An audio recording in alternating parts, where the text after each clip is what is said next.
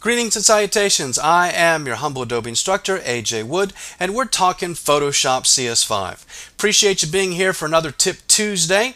And if you're wondering where the live video feed went, rest assured you'll see my smiling animated face back again next week.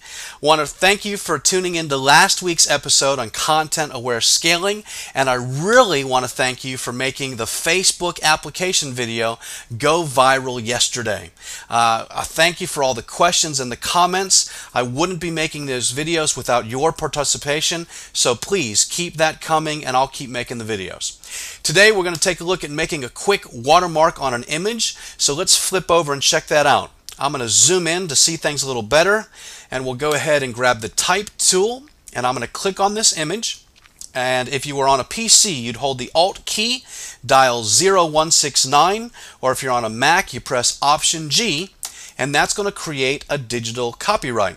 I'm going to go ahead and grab the Move tool and simply move this down just a little bit, and I'm going to add a layer style. So I do that by clicking on the Effects button in the Layers panel, going to Blending Options. I'll add a quick drop shadow and a quick bevel and emboss, and we'll click OK.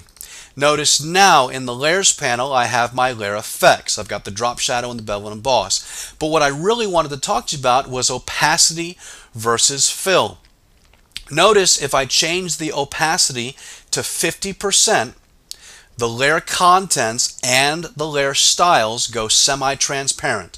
So you can see that both of those are semi-transparent.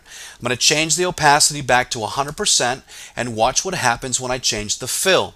If I take the fill down to 0, notice that the layer contents disappear, but the drop shadow and the bevel and emboss, the layer styles, are ignored. So that's the difference between layer opacity and layer fill. Layer opacity affects the layer contents and the styles. Layer fill only affects the layer contents. If I also wanted to adjust layer opacity and fill, I can do that from the Blending Options dialog box. I want you to see that most people ignore the Blending Options category inside the Layer Style dialog box. So if I choose that, I can also access layer opacity and layer fill from this dialog box. This also gives me the opportunity to click on New Style, and I can take my clear watermark and make it a style preset. So I'll go ahead and just type here clear watermark, and now I'll click OK. And I want you to see that if I were to remove the effect, there's my text. And now that I've made this a style preset, the next time that I simply want to style some text, all I have to do is go to the Styles panel, click on Clear Watermark, and now I have it actually changed. So that's been today's quick tip. Appreciate you as always tuning in.